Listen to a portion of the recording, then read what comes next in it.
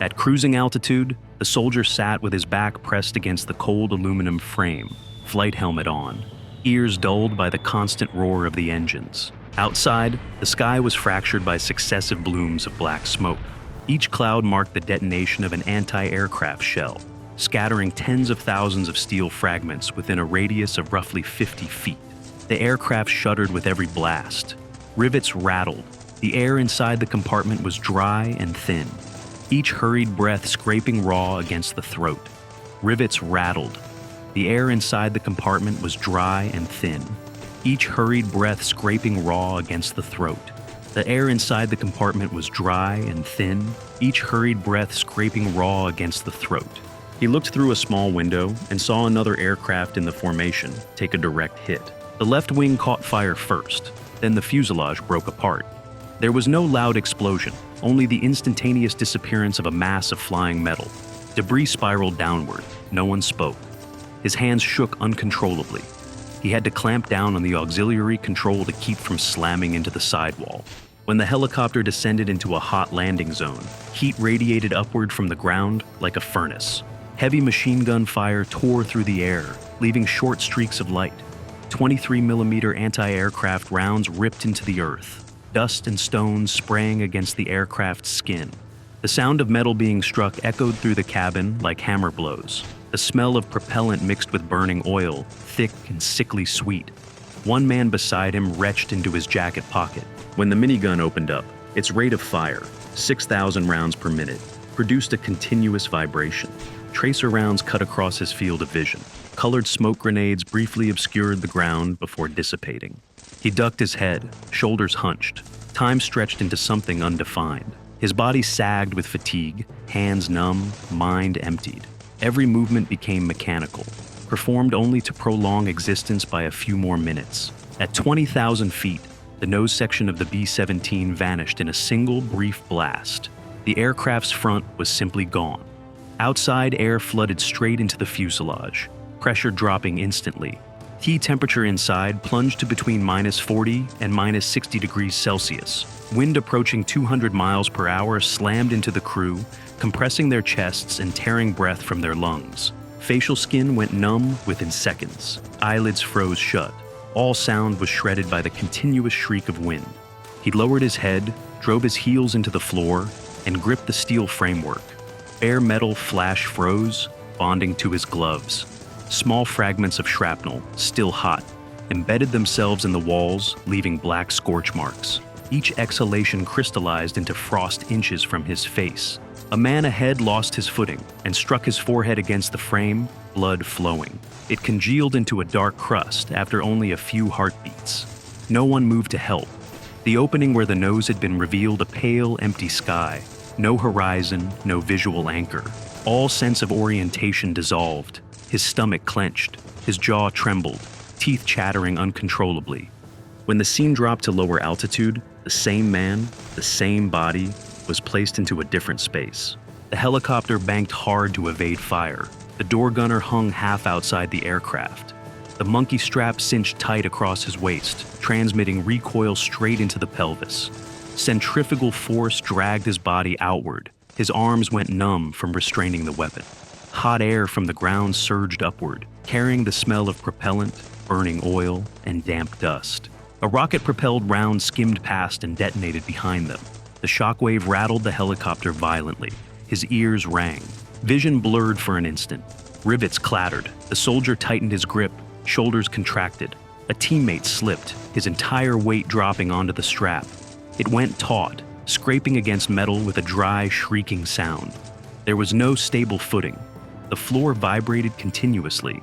Sweat ran down his back, turning cold the moment it met the wind. Gunfire inside the cabin merged with the thump of the rotors. The firing rhythm sent continuous vibrations up the spine. His arms fatigued to the point of numbness. Conscious thought narrowed to a loop of actions. Observe, squeeze the trigger, reload, maintain balance. Each sharp turn lifted his stomach. He gagged. There was no time to wipe his mouth. The smell of bodily waste mixed with smoke. When the helicopter steadied for a few seconds, his body kept shaking. Exhaustion did not end when the noise diminished. It lingered, persistent. like a reflex that could not be shut off.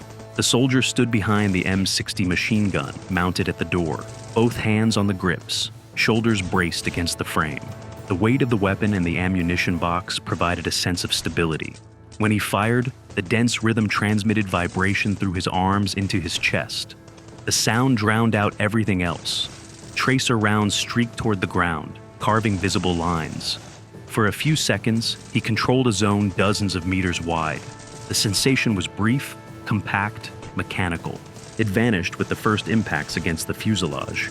Enemy rounds punched through the thin aluminum skin, leaving clean circular holes with metal curled inward. There was no protective layer to stop them.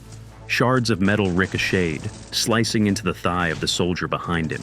Blood soaked through the fabric and dripped onto the floor. The helicopter kept flying. No one stopped. Wind poured through the holes, cold and dry. The smell of oil, propellant, and sweat blended together.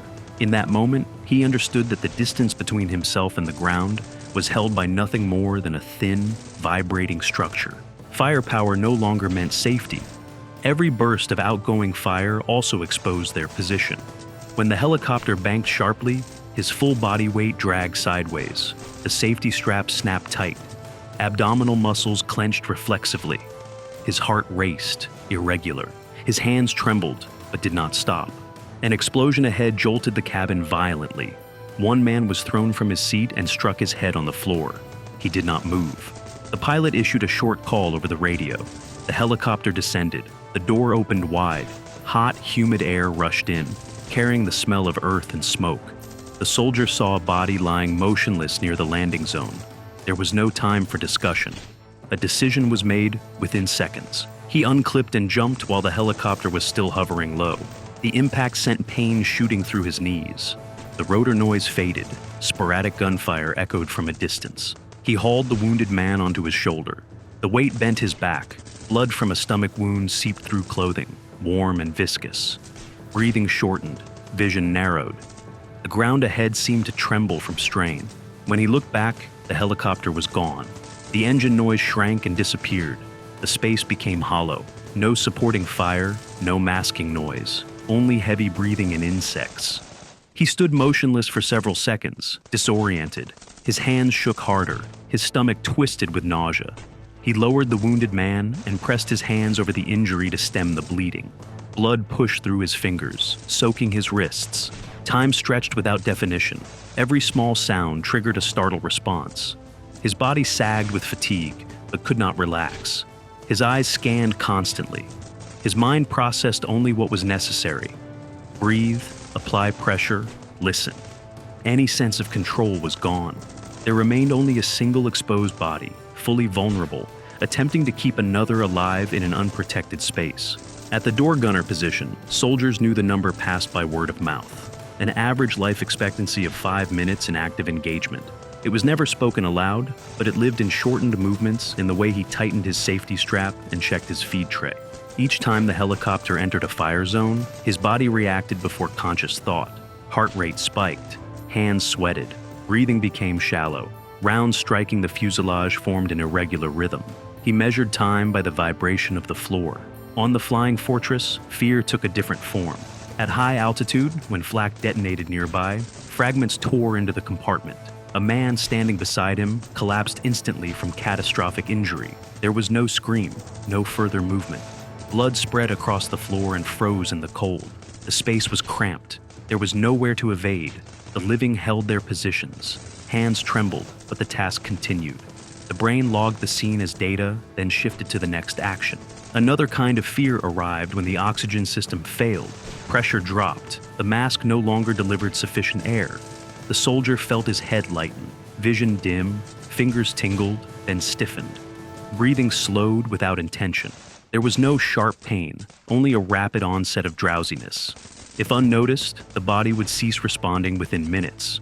A teammate yanked the mask line and replaced the bottle. Consciousness snapped back abruptly, accompanied by headache and nausea. When it became clear that survival systems were no longer effective, parachutes torn, aircraft out of control, instruments beyond limits, responses shifted. Some stopped firing, shoulders lowered, jaws relaxed. Breathing evened out, not from safety, but from conserving energy. This was not a moral decision, but a reflex to impasse. The body reduced resistance. Sound persisted, shrieking wind, vibrating metal, engines running unevenly. Oil and smoke filled the compartment. Time was no longer measured. The soldier held his final posture, staring into empty space ahead. No words, no gestures. Only passive acceptance of a process that had moved beyond intervention. After several months, the 51% figure was no longer cited as a warning. It became background. Names of those who had not returned were read quickly in briefing tents. There was no pause. Then came weapons checks, log signatures, boarding another aircraft. The smell of cold coffee mixed with lubricating oil. His hands moved automatically. There was no time for memory. Everything had to be ready for the next sortie. Inside the helicopter, heat from the engines and the ground thickened the air. Sweat ran into his eyes, stinging with salt.